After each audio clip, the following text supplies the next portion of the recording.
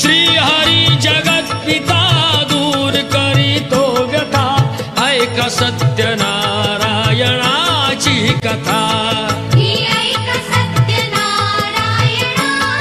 कथा ही ऐक सत्यनारायणाची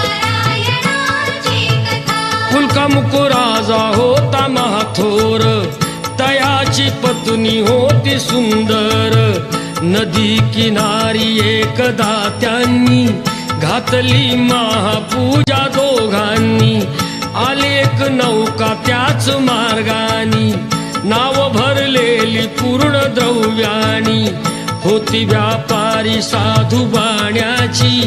रीत पाहण्यास आला पूजनाची उल्का मुकुत्यास बोल